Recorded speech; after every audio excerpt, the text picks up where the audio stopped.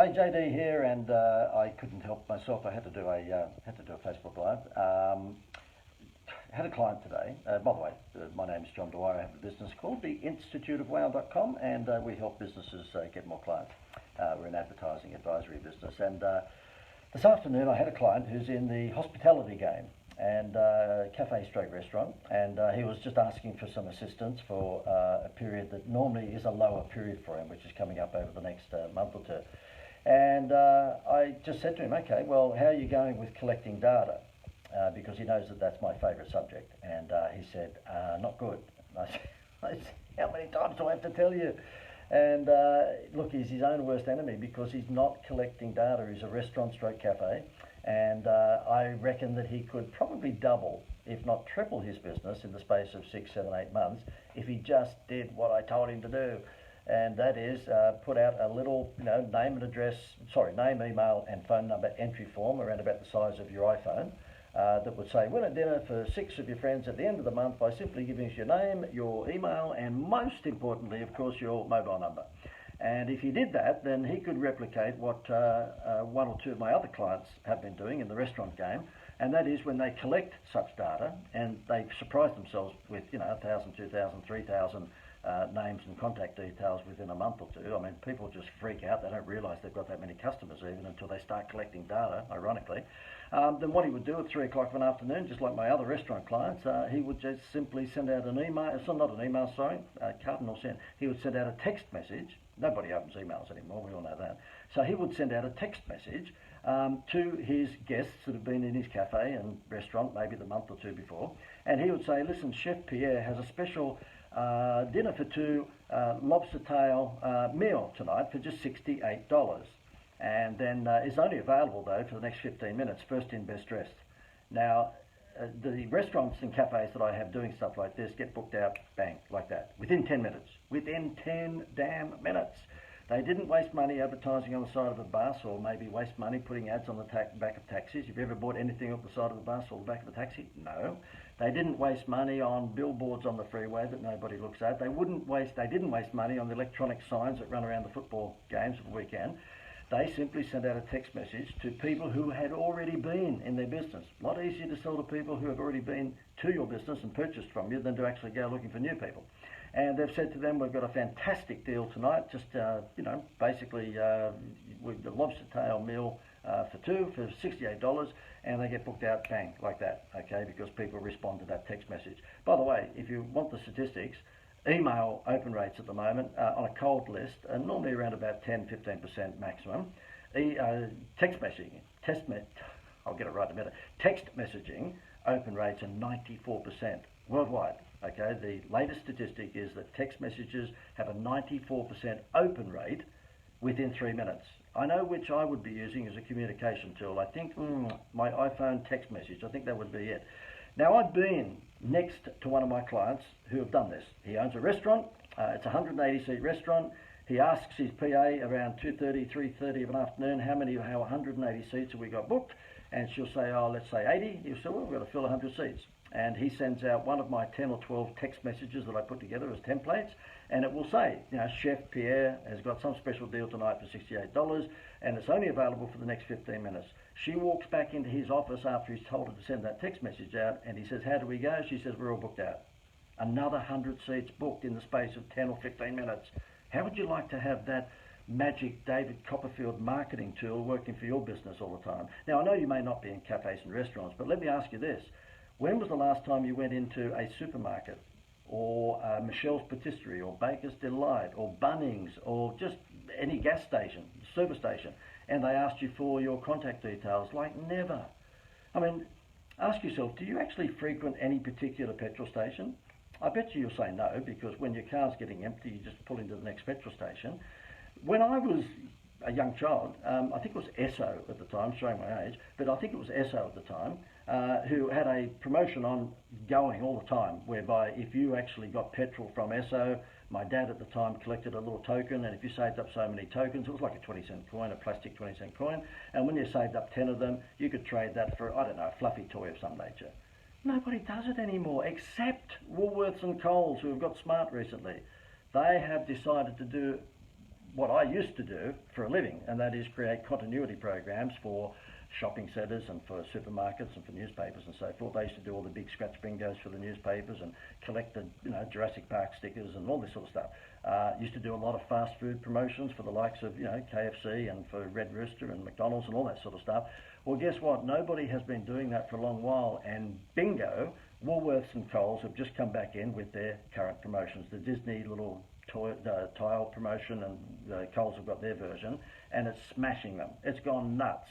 And I know that, in my own instance, my daughter and my son who have little children, not that little, the little Disney tiles, the children are not little, they're shopping at Woolworths to collect the toys for the kids. And so therefore, guess what? The funny, crazy part about it is that Woolworths are running this promotion, which is what I call a loyalty continuity promotion, and they're not collecting data. So therefore, my wife, who's been collecting these little Woolworths Disney tiles for our little grandchildren, 2, 3, 4 years of age, she isn't asked at any time for her contact details. She would give it gladly in return for getting these little toys that she's passing on, but no one's ever asked her. You go to any of the theme parks on the Gold Coast, Dreamworld or Movie World, what have you, they'll ask for your postcode. I don't know how that's going to help them get in contact with you in the future. What are you going to do? Come down and go, anybody here from, 2610? It's just nuts, the amount of money that's just falling through, slipping through people's fingers because they're not collecting data. And you've got to ask yourself, if you are an online business, or even if you're an offline business but you have a website, do you have any data capture facility on your website? And you might say, oh yeah, no, we invite people to subscribe to our newsletter. Oh wow, that is really going to excite them. It must be like Christmas morning for those people when they get the chance to subscribe for your newsletter. I'm sorry for being sarcastic, but that is so lame. If you're going to want to be serious about collecting data on your website, then make sure that you're giving something of value to, whoever it might be, your target audience. So you might say, look, okay, if I'm a kitchen renovator, you might offer a free report on the 3 big lies that most kitchen renovators tell you when you're ordering an Italian kitchen from them. Hint, hint, the benchtop really isn't granite from Italy, it's from China. Now, if you have a free report telling you the 3 big lies that most of my competitors tell you when you get a new kitchen, I think there's a good chance that you're probably going to download that. And guess what that does? It elevates me to trusted advisor status. Okay, it elevates me to expert status and trusted advisor because I'm spilling the beans on the industry. And you will want to download that free report if you're thinking about getting a kitchen renovation. And so therefore, the moral of this Facebook Live at this crazy hour of an evening is collect data. Do you know that the big sporting codes, the rugby leagues and the AFLs, and I suspect soccer and cricket, all that, they will have 20, 30, 40, 100,000 people in their stadium. They don't know who's there. Can you imagine the merchandise they could be selling for whatever football team or whatever it is the next Monday or Tuesday after the weekend's game if they knew who the 80,000 people were in the stadium? It would be insane. The amount of money they could make out of the names and contact details of those people who came to the grand final, or to any match for that matter, would be insane. That's why I've named this particular thing Gazillions of dollars slipping through people's fingers. Nobody is collecting data, except a mob called, what are they called? Amazon. And that's why Amazon are here from whatever intergalactic planet they've come from, to wipe you out, okay? If you sell a widget, you're in deep shit, because this thing called Amazon is coming along to wipe you out. If you're selling a service, which is the sort of thing that I'm in, I'm selling a marketing advisory service, which is what's between the two ears here, in terms of teaching people how to, sell more stuff, then I'm relatively safe, because Amazon are not going to be able to replicate that really quickly. But if you're selling this, a stapler, I don't know why I picked up that, I'm trying to look for something else on the desk that might be, or you're selling that, or you're selling one of these funky water bottles that the kids have encouraged me to have these days, or you're selling, let me do another one here, if you're selling that, a calculator, it's like The Price is Right, isn't it? I'm like one of those hostesses on The Price is Right. Amazon can do that much cheaper than you, and they can deliver it to the consumer tomorrow. And they collect data. They've built that entire business on data. So did eBay and many, many other online businesses. But there are so many businesses out there, and yours might be one of them, hopefully not, are not collecting data. You've got to start collecting data and then milk that data, particularly through SMS messaging or private messenger Facebook. I mean, that's the next best thing as well, if not even better than SMS. Anyway, this all leads me to a blatant plug. First of all, can I just ask you, put below, are you collecting data? Are you? Just put yes or no. Yes, JD, and if it says no, then you can say, please forgive me, JD, I'm not collecting data, but I will do it from tomorrow, I am born again.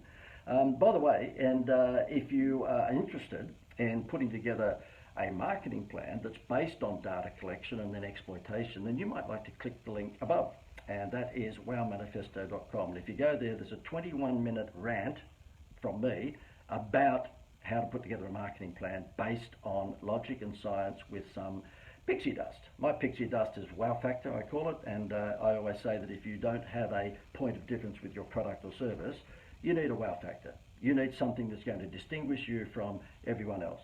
And McDonald's have got one with their Happy Meal toy, Harvey Norman have got one with 2 years interest free, Kellogg's have got a wow factor with the free toy at the bottom of the box, and so on and so forth. And they've done that because they want to distinguish themselves from their competitors. Now, if you don't have an organic wow factor, so for example, you're not the Rubik's Cube, and there's only one Rubik's Cube, so they probably don't need a wow factor. If you are not in that position and you've got the same sort of service or the same sort of products as your competitors, then you have to start thinking about an artificial wow factor. What's your Happy Meal toy that's going to get the attention of your prospect and take their eyes off the price? You do not want their eyes on the price. Okay, I'll get out of here. Again, if you'd like to know how to do all of this, then you can watch a 21-minute video. It's really, really easy, and it's really, really engaging. I know because, well, I've watched it. Then just click the link above, wowmanifesto.com, and you can see a 21-minute video of me showing you how to put together a marketing plan based on these principles. And one last thing, if you're interested to talk to us about private coaching, because that's what I do, and we've got a couple of spots in our private coaching program called the Masterclass, then you might like to book a call. And you just click the link above, which is called bookawowcall.com, and then you'll see there's a calendar there where you can book in a call with me, and we can have a chat about looking after private coaching for you. And when we do that, we do things like this. We put together a pretty comprehensive, I can't do that, I've got one hand holding the iPhone at the moment, but this is a very comprehensive marketing plan I've just put together for a dental surgery there, but we're talking 25, 35 pages of showing businesses, maybe like yours, how to actually sell more product through online and offline marketing. So if you're interested in private coaching, then you might like to book a call.com up there. That's about it. This finger is just about to do its thing. Thank you very much.